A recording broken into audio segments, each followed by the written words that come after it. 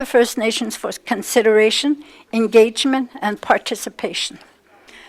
This project will help support sustainable economic development and prosperity of the YKDFN and the greater NWT.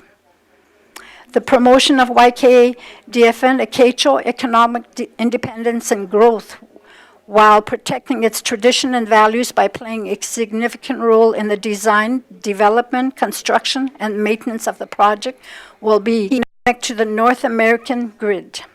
Support the Slave Geological Province Access Energy Corridor. Significant GHG reductions, improving energy stability and security, fueling the clean technology sector, reducing the costs of living and doing business, promoting environmental stewardship, fostering economic under Transport Canada, National Trade Corridor funds for the Slave Geological Province, Corridor Environmental Assessment, YKDFN Traditional Knowledge Studies and Planning Studies in order to advance the project through regulatory reviews and approval of permits.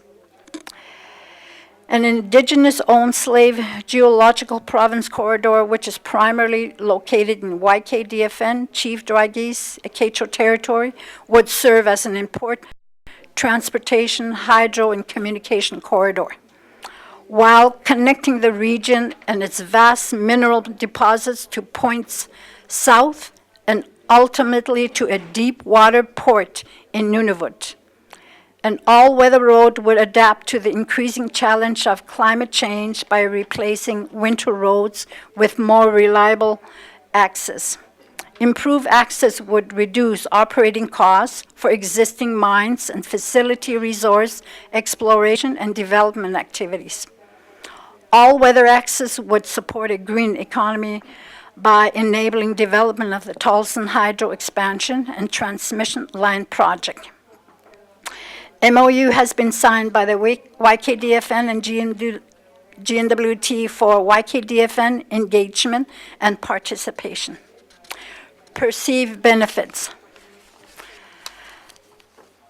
Promotion of YK economic independence and growth while protecting its traditional and values by playing a significant role in the design, development, construction, and maintenance of the road. Promotion green energy initiatives such as the potential expansion of hydro production and transmission along the Slave Geological Province corridor supported by the Tolson project.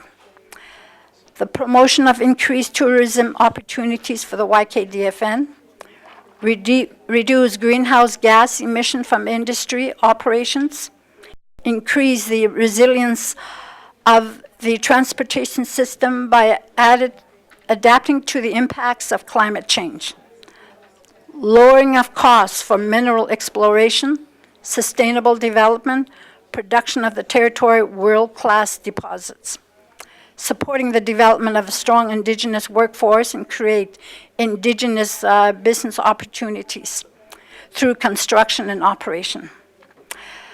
YKDFN housing strategy. YKDFN is embarking on the creation of housing strategy and community planning to provide home ownership opportunities for our people. The federal government announced budget investment of $600 million for an on-reserve First Nation housing. 500 regions of Nunavut, Nunat, to support our efforts and people in the home ownership. We're also working with the federal government to facilitate the transfer fund lands to the community prior to the land to allow our member to land registry to be giant mine and indigenous procurement.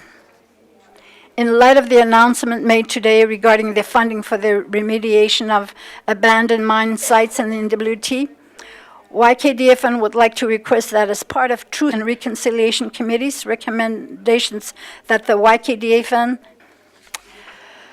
so I hope that we will have a working relationship. Overcome some of the noise from the translation interpretation tables. And finally, if you're not using